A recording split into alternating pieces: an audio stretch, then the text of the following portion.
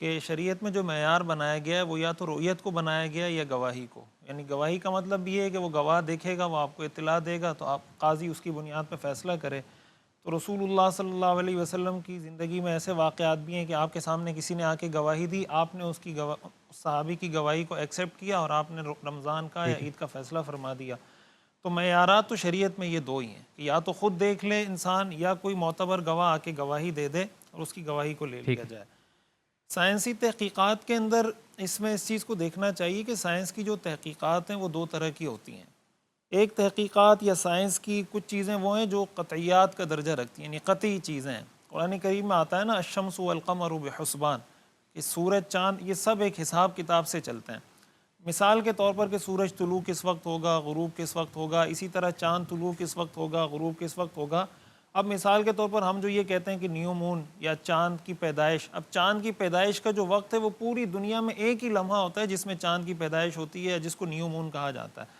اب یہ ایسا یونیورسل ٹروتھ یا ایسی ریالٹی ہے کہ یہ قطعی حیثیت رکھتی ہے کہ اس وقت چاند کی پیدائش ہوتی ہے اور پوری دنیا میں اس کا وہی وہ لمحہ ہوتا ہے. یہ الگ بات ہے کہ ملک کے ٹائم کوئی 5 گھنٹے آگے کوئی 6 گھنٹے آگے، وہ اوقات مقامی اوقات تبدیل ہوتے رہتے ہیں، وقت وہی ہوتا ہے. تو اچھا کچھ چیزیں سائنس کی ایسی ہیں جو ظنی ہیں، یعنی ظنی کا مطلب یہ ہے کہ انہوں نے کچھ ایسے مشاہدات کیے، مثال کے طور پر کہ چاند افق سے کتنے درجے بلند ہوگا تو وہ ویزیبل ہوگا یا اس کو دیکھا جا سکے گا. اب اس میں کسی کا مشاہدہ یہ ہے کہ بھائی چاند اگر مثال کے طور پر 10 درجے اونچا ہے تو وہ دیکھا جا سکے گا، کسی کا مشاہدہ ہے کہ 14 درجے اونچا ہوگا تو وہ دیکھا جا سکے گا.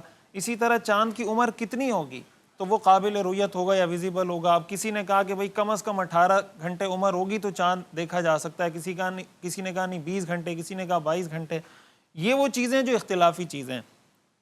اب اس میں جو سائنس کی وہ چیزیں جو قطعیات کا درجہ رکھتی ہیں، اب اگر کوئی گواہی اس کے منافی آتی ہے، مثال کے طور پر چاند کی پیدائش ہی نہیں ہوئی، یعنی چاند پیدا ہی نہیں ہوا، نیو مون ہی نہیں ہے، اور کوئی آدمی آ کے یہ کہتا ہے کہ بھائی میں نے چاند دیکھ لیا، تو ظاہر ہے کہ اس کا مطلب یہ کہ اس سے کوئی غلط فہمی ہو رہی ہے. اس کو وجہ اس کی کہ جب چاند کی پیدائش نہیں ہوئی تو اس کا مطلب یہ چیز ممکن ہی نہیں ہے. تو پھر اس سے سوالات کیے جائیں گے، اس کا جس کو کہتے ہیں نا تزکیہ کیا جائے گا، جر و تعدیل کی جائے گی.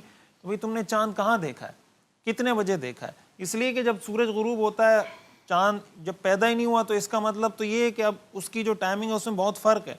بعض اوقات یہ ہوتا ہے کہ چاند کی عمر بہت کم ہوتی ہے. مثال کے طور پر ابھی جو ہمارا 2025 کا جو عید کا چاند ہے تو 28 رمضان کو اس کی سورج غروب ہونے کے وقت اس کی جو عمر ہے وہ تقریباً 3 گھنٹے ہے.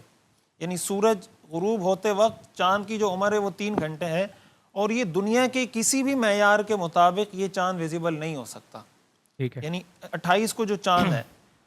اچھا یہ جیسے قاری صاحب نے بات کی نا کہ پھر بعض لوگ کہہ رہے ہوتے ہیں کہ یار چاند موٹا ہے، دوسری کا چاند ہے، حدیث میں اس سے منع کیا گیا. اس کے پیچھے ظاہر ہے کہ سائنسی وجوہات بھی دیکھیں تو اس حدیث کی مزید ہمیں اس پہ شرح صدر حاصل ہو جاتا ہے کہ دیکھیں اب جب 28 رمضان کو جب چاند یعنی 29 مارچ کو جب سورج غروب ہو رہا ہے تو چاند کی عمر 3 گھنٹے، وہ تو نظر نہیں آ سکتا.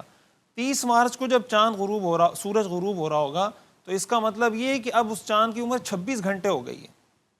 اب جب وہ 26 گھنٹے کا چاند ہے، بلکہ تقریباً 27 گھنٹے اس کی عمر ہو گئی ہوگی، تو اب 27 گھنٹے کا جو چاند ہے وہ کافی مطلب ایسا چاند ہوتا ہے کہ بہت آسانی سے اس کو دیکھا جا سکتا ہے.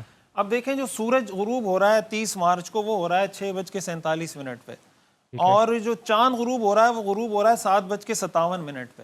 یعنی ان دونوں کے درمیان غروب کا جو فاصلہ ہے وہ تقریباً 1 گھنٹے 10 منٹ کا فاصلہ ہے. یعنی سورج غروب ہونے کے بعد چاند تقریباً 1 گھنٹہ 10 منٹ تک افق پر موجود رہے گا.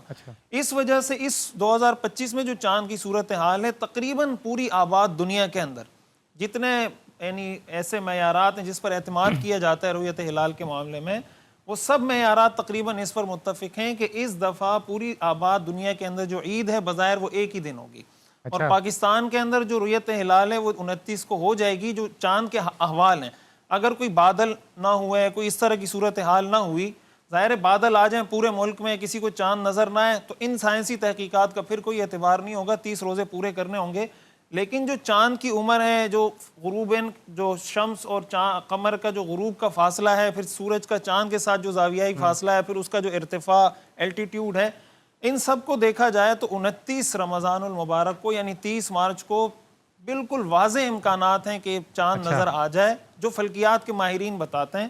اور ہمارے ہاں جو عید ہوگی، یعنی یہ کوئی میں کوئی نجومی یا کوئی اس ٹائپ کی کوئی وہ نہیں دے رہا پیشن گوئی، جو فلکیات کی سائنسی معلومات ہیں اس پر بیس، جو میں نے بتایا نا کہ 31 مارچ کی یعنی 31 مارچ کی عید، اور بظاہر سوائے آسٹریلیا اور نیوزی لینڈ یہ جو علاقے ہیں، تو ان کے بارے میں نیوزی لینڈ میں تو بظاہر کوئی امکان نہیں ہے 30 مارچ کو چاند نظر آنے کا، اور آسٹریلیا کے کچھ علاقوں میں ہے، کچھ میں نہیں ہے، لیکن اس کے علاوہ تقریباً تمام آباد دنیا میں یہ معلوم ہوتا ہے. تو بظاہر یہ لگتا ہے کہ شاید اس دفعہ ساری دنیا میں مسلمانوں کی عید شاید ایک ہی تاریخ.